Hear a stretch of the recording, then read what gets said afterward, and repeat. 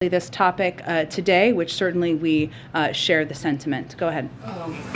Lots of urgent issues discussed here, but with the helicopter approaching, one little bit of housekeeping. Is it true that you are leaving the White House to work for MSNBC? Well, you can't get rid of me yet, Ed. I have nothing to confirm about my length of public service or planned service or anything about consideration about next plans. I'm very happy to be standing with all of you here today after it felt like a never-ending, endless time in my basement, quarantining away from my family. Believe it or not, I missed you all a lot.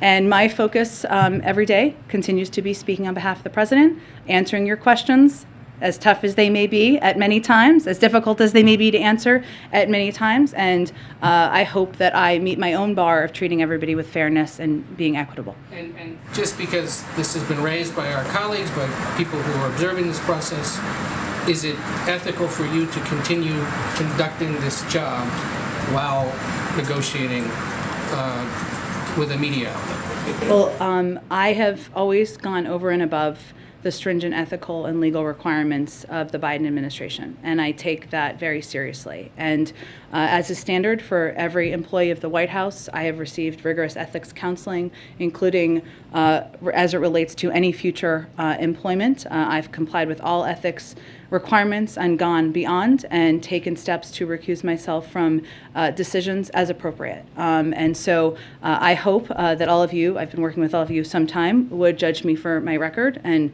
how I treat all of you, both in the briefing room and otherwise. And I try to answer questions from everybody across the board. I know everybody in the back of the room may not always be pleased with me, but I try my best, and I will certainly continue to do that. That's the end of the Okay, go ahead. Are you good? Yes, Follow? go ahead, Chris. Jen, given the reports, which have now been confirmed by multiple media outlets, how can you continue to be an effective briefer if you do in fact have plans to join a media outlet?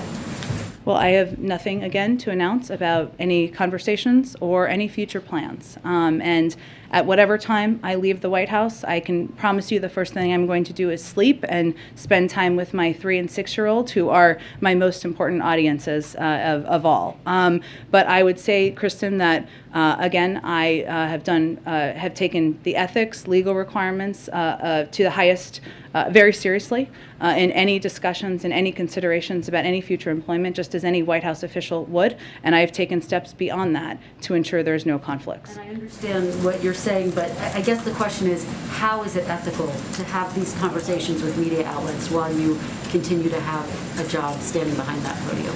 Well, there are a range of stringent ethical and legal requirements that are imposed on everybody in this administration and many administrations past about any conversations you're having with future employers. That is true of any industry you're working in, and I have abided by those and tried to take steps to go beyond that as well. And broadly speaking, is it the policy of this White House to allow staffers to have discussions, even if indirectly, with institutions that impact and affect their jobs and your job here?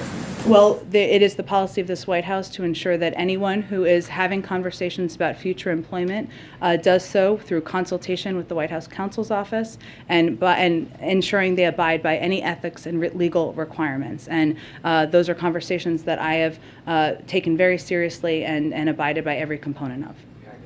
Oh, okay. So when we go, Serena, we can go, and then we can wrap. Thank you, Jen. Can You said you missed reports us. that the U.S. I